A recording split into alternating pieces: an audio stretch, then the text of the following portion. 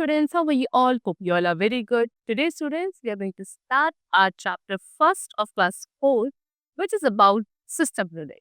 So, students, आज हम लोग डिस्कस करेंगे सिस्टम यूनिट के बारे में. What are its component and how do they help a computer to work and to function properly. Okay, चलो. So let's begin a chapter. The very first topic of this chapter is system unit होगी. That means सबसे पहले हम इसके introduction को discuss करेंगे. A system unit is the main box-like structure of a computer with all the essential components needed for the computer to work. It stands near the monitor. System unit is the most important part of a computer system. It protects the internal electronic components from damage. It is also called computer case. तो student, ये है एक computer का system unit. ये एक box like structure होता है. Computer का मेन बॉक्स लाइक स्ट्रक्चर है. इसके अंदर कंप्यूटर के फंक्शन करने के लिए, वर्क करने के लिए जितने भी एसेंशियल कंपोनेंट्स होते हैं वो सभी इसके अंदर होते हैं. ठीक है, काफी इंपॉर्टेंट पार्ट है ये पूरे कंप्यूटर सिस्टम का. ये सभी इंटरनल इलेक्ट्रॉनिक कंपोनेंट्स जो होते हैं कंप्यूटर के, उनको प्रोटेक्ट करता है. इसको हम कंप्यूटर केस भी बोलते हैं. Inside the system unit, you will find a system. It is a brain of the computer. It's called CPU. Unit, the main circuit board known as the motherboard, and RAM. These devices reside inside the system unit. Other devices like keyboard, mouse, monitor, printer, speaker, etc. normally occupy space outside the system unit. तो इस system case के अंदर या computer case के अंदर student क्या होता है, पूरा सिस्टम होता है. दैट मीन्स व्हाट, सबसे पहले सीपी, ठीक है, जो उसको हम कंप्यूटर का ब्रेन बोलते हैं, वो होता है. फिर main circuit board which is known as motherboard, वो होता है. रैम होती है इसी सिस्टम यूनिट के अंदर. प्लस अब ये सारे डिवाइसेस सिस्टम यूनिट के अंदर होंगी, लेकिन जो बाकी डिवाइसेस है जैसे कि keyboard, mouse, monitor, printer, speaker, ये सब कंप्यूटर के बाहर का जो स्पेस होता है उसको ऑक्यूपाई करते हैं. दैट मींस सिस्टम यूनिट के अंदर नहीं होते. Only CPU and RAM and motherboard which are there in the system units. Now components of the system unit inside the system unit. So अभी मैंने आपको बताया सिस्टम यूनिट के अंदर components कौन कौन से हैं. Motherboard, CPU, memory, disk drive, power supply and ports. Okay, चलिए सबसे पहले CPU. So just like a brain controls each part of your body, the computer also has a brain which controls its each part. And brain of the computer is called Central Processing Unit, CPU. All devices that are connected to the computer first communicate with the CPU in order to carry out the task. CPU is also called processor or microprocessor. तो student, जैसे हमारे पास क्या होता है, हमारी body के सभी organs को, बॉडी के फंक्शनिंग को कंट्रोल करने के लिए ब्रेन होता है. सिमिलरली आपके जो कंप्यूटर होते हैं उसके पास एक डिवाइस होती है जो कंप्यूटर की बाकी सभी कंपोनेंट्स और प्लस कंप्यूटर के फंक्शन को कंट्रोल करता है, which is CPU, Central Processing Unit, and it is also known as brain of the computer. ठीक है, चलो. सो जितनी ही डिवाइसेस में बाकी जो कंप्यूटर से कनेक्टेड होती है वो अपना सबसे पहले किसके साथ, सीपीयू के साथ कम्युनिकेट करती है उनकी पर्टिकुलर टास्क को परफॉर्म करने से पहले. सीपीयू को प्रोसेसर या माइक्रो प्रोसेसर भी बोला जाता है. अब सीपीयू के स्टूडेंट फर्दर 3 मेन कंपोनेंट्स होते हैं. नंबर 1 इज कंट्रोल यूनिट, जिसको हम सीयू भी बोलते हैं. So it controls all the functions of a computer. It checks the results given by arithmetic logic unit. It also checks what to do and when to do. Control unit, as the name suggests, काम क्या है, computer के सभी functions को control करना. ठीक है, उसके साथ सीपीयू का एक और कंपोनेंट है अर्थमेटिक लॉजिक यूनिट, एएलयू. सो इसके थ्रू जितने भी रिजल्ट्स थे उनको चेक भी कौन करता है, एक बार कंट्रोल यूनिट चेक करता है और ये बताता है कि कब क्या और कैसे करना है हमारे कंप्यूटर सिस्टम को. Next we are having ALU which is arithmetic logic unit. ये क्या है, ये हमारे सीपीयू का एक ऐसा कंपोनेंट है जो arithmetic comparison and logical operations perform करता है. Next is memory unit. Memory unit का काम क्या है कि ये होल्ड करता है the data that needs to be processed as well as the data that has already been processed by CPU ने जिस डेटा को ऑलरेडी प्रोसेस कर दिया है या आगे जिस डेटा को सीपीयू प्रोसेस करेगा, उस सभी डेटा की इंफॉर्मेशन को स्टोर किया जाता है by the memory unit. Okay, चलो. Next we are having speed of CPU. तो सीपीयू की जो स्पीड है स्टूडेंट से मेजर किया जाता है मेगा हर्ट्ज में या गीगा हर्ट्ज में. ओके, उसके बाद the faster the speed of the CPU, the faster the computer operates. The speed of CPU is increasing day by day. जितनी ज्यादा सीपीयू की स्पीड होगी उतना ही फास्टली आपका कंप्यूटर फंक्शन करेगा, और आज से टाइम के सीपीयू की जो स्पीड है वो डे बाय डे बढ़ती जा रही है। Now we come to motherboard. ठीक है, मदरबोर्ड क्या है student? Main internal hardware component है, मेन इंटरनल हार्डवेयर कंपोनेंट है सिस्टम यूनिट का। इस बोर्ड को मदरबोर्ड क्यों बोला जाता है? Because it has all the connector that connect to the other hardware components of the computer system. It is also known as system board और main board. तो इसको मदरबोर्ड इसलिए बोला जाता है स्टूडेंट्स क्योंकि इससे वो सारे कनेक्टर्स अटैच होते हैं जो कंप्यूटर के बाकी सारी डिवाइसेस को एक दूसरे से कनेक्ट करते हैं। ठीक है, इसको सिस्टम बोर्ड या मेन बोर्ड भी बोलते हैं।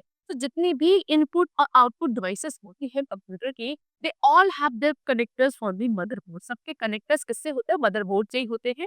उसके साथ इसमें बहुत सारे इलेक्ट्रॉनिक कंपोनेंट्स भी होते हैं। मतलब बहुत सारे इलेक्ट्रिक कंपोनेंट्स को भी ये होल्ड करता है, जैसे कि प्रोसेसर, सीपीयू को और मेन मेमोरी को भी, कौन? Motherboard. Okay, now we come to memory. So memory में student we have to discuss about RAM and ROM. So as we all have memory that helps in remembering things, computer also has a memory which remembers many things by storing data inside it. तो हमारे पास ही क्या होती है? हमारे brain में memory होती है। हम चीजों को याद रख पाते, रिमेम्बर कर पाते हैं। सिमिलरली कंप्यूटर के पास भी क्या होती है? बहुत सारी मेमोरी होती है जिसमें वो डेटा को स्टोर करके रखता है। ओके, चलो। Just like solids are measured in kilogram, जैसे हम सॉलिड्स को किलोग्राम्स मेजर करते हैं या फिर ग्राम्स मेजर करते हैं, है ना? लिक्विड्स को मेजर किया जाता है लीटर्स और मिलीलीटर्स में।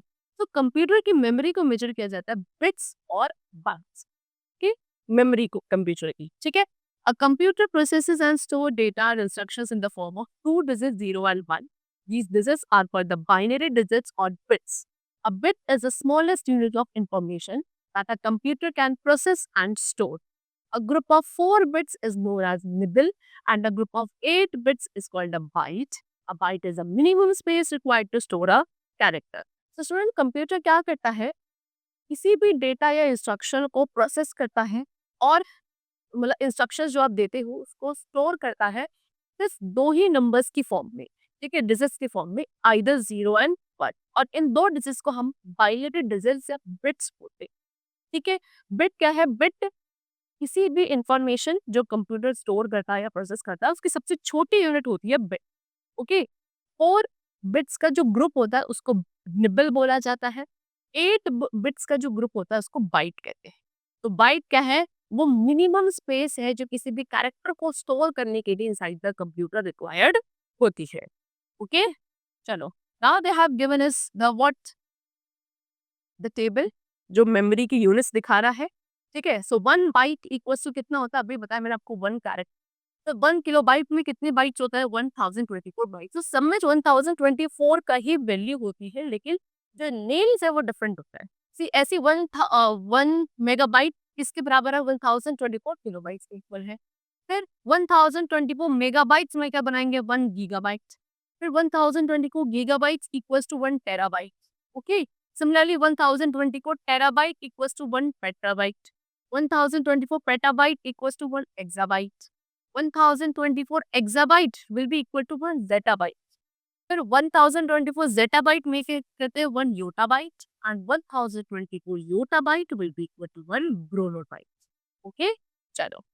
Now we will talk about RAM, which is a random access memory.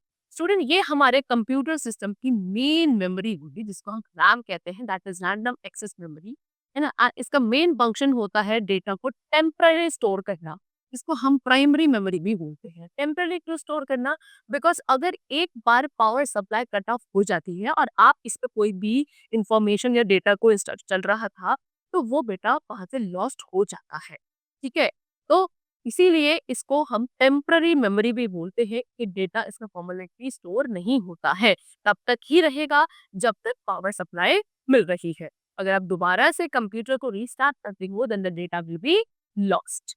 C, when you start the computer, certain files get loaded from the storage device called hard disk into RAM. These files remain in RAM for as long as the computer is running. The program or work you execute on the computer also gets stored in RAM temporarily within the time computer is running.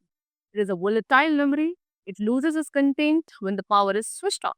For this reason, you must save your work on computer for future use. So student, जैसे आप अपने computer को start करते हो तो कुछ ऐसी file होती हैं जो स्टोरेज डिवाइस से लोड होने लगती है। इसको आप हार्ड डिस्क कहते हो। हार्ड डिस्क आपकी स्टोरेज डिवाइस से वहां से लोड होती है। कहाँ आती है? रैम में आती है। और ये सारी फाइल्स रैम में तब तक रहेंगी जब तक आपका कंप्यूटर रन कर रहा है, कंप्यूटर काम कर रहा है। ठीक है, जो भी प्रोग्राम, जो भी वर्क आप अपने कंप्यूटर पे एग्जीक्यूट करते हैं वो आपके रैम में टेम्पररी बेसिस पे स्टोर होता है। ठीक है, टेम्पररी क्यों? क्योंकि तब तक ही होगा जब तक आपका कंप्यूटर रन कर रहा है। इसको हम वोलेटाइल मेमोरी भी कहते हैं। This is RAM, it is also known as volatile memory. इसके अंदर का सारा कंटेंट तुरंत लॉस्ट हो जाएगा जैसे ही आपका पावर ऑफ हो जाता है, स्विच ऑफ हो जाता है। इसीलिए आपको अपने क्या कंप्यूटर के अंदर उस वर्क को स्टोर रखना चाहिए for the future use. Next is ROM which is read only memory. तो नेम से ही पता चलता है कि आप इसमें क्या सिर्फ रीड कर सकते हो, इस मेमोरी से कुछ भी राइट नहीं कर सकते हो। Read only memory. और इसको, ये जो मेमोरी है स्टूडेंट, वो वोलेटाइल नेचर की, ये नॉन वोलेटाइल नेचर की होती है। That means what? It does not lose data after the power supply is cut off. ROM stores data or instruction that need to be permanent. It contains are created at the time of manufacturing and cannot be changed. It helps a computer to get started. यानी कि ये अपना data loose नहीं करता, भले की power supply of कर दी जाए तभी इसके अंदर इंफॉर्मेशन, डेटा, इंस्ट्रक्शन सभी स्टोर्ड रहते हैं। ठीक है, ये परमानेंट नेचर के होते हैं क्योंकि इसके अंदर का जो कंटेंट है वो क्या इसके मैन्युफैक्चरिंग के टाइम पे ही क्रिएट कर दिया जाता है और इसको चेंज हम नहीं कर सकते। ये कंप्यूटर को स्टार्ट होने में भी हेल्पफुल होता है। नाउ डिस्क ड्राइव क्या होते हैं? इसको डेटा, इंस्ट्रक्शंस और इंफॉर्मेशन को स्टोर करने के लिए यूज किया जाता है फॉर फ्यूचर यूज। फ्यूचर में अगर आपको यूज करना है तो कुछ ड्राइव्स हैं जिनको इंफॉर्मेशन को रीड करने के लिए यूज किया जाता है, जैसे कि hard disk drive, CD ROM, DVD, Blu-ray drive. ये सारी ड्राइव्स हैं जिनको सिस्टम यूनिट के अंदर फिट किया जाता है for storing data and information. So number one, we are having hard disk drive. This is the picture of hard disk drive. Okay, hard disk drive क्या है स्टूडेंट? एक इंटरनल कंप्यूटर कॉम्पोनेंट है जो data and information को store करता है for future use. ठीक है, ज्यादातर कंप्यूटर्स में हार्ड डिस्क अंदर ही फिट होता है। कहाँ अंदर? सिस्टम यूनिट के अंदर। Next is CD ROM, DVD और ब्लूरे ड्राइव। ठीक है, so CD ROM, DVD, Blu-ray drive ये सभी क्या करती हैं? ये इंफॉर्मेशन को स्टोर करती है कॉम्पैक्ट डिस्क में, दैट इज CD में, DVD में एंड ब्लूरे डिस्क में। Next is solid state drive, that is SSD। Solid state drive क्या है? ये एक नई टाइप की स्टोरेज डिवाइस है जो कंप्यूटर्स में यूज करी जाती है। This is SSD। ओके, चलो SSD ने क्या, जो पहले टाइम पे ट्रेडिशनली हार्ड डिस्क से यूज की जाती थी HDDs, उसको क्या करा है? रिप्लेस किया कंप्यूटर में और सेम वही फंक्शंस परफॉर्म करते हैं जैसे हार्ड ड्राइव करा करती है, वही फंक्शंस परफॉर्म करते हैं, बस थोड़ी सी और ज्यादा क्या है, अपडेटेड है ना, as compare to HDDs। Now, the last is SMPS. What is SMPS? Switched Mode Power Supply. तो स्टूडेंट SMPS क्या है? एक पावर सप्लाई है, पावर सप्लाई यूनिट है कंप्यूटर के अंदर जो क्या करती है? कंप्यूटर को पावर ट्रांसफर करने के लिए यूज करी जाती है। It is use to change the voltage as per the requirement of the computer. There is a fan fitted inside the SMPS that keeps the power supply cool. ठीक है, ये क्या कंप्यूटर की रिक्वायरमेंट के according voltage को change करने के लिए भी यूज किया जाता है। ठीक है, इसके अंदर एक फैन होता है जो पावर सप्लाई को कूल रखने में हेल्पफुल होता है। ठीक है, चलो तो student, the chapter is completed over here. We have discussed all the components of the system unit. I hope you all understood the chapter very well. I'll meet you very soon. Thank you, everyone.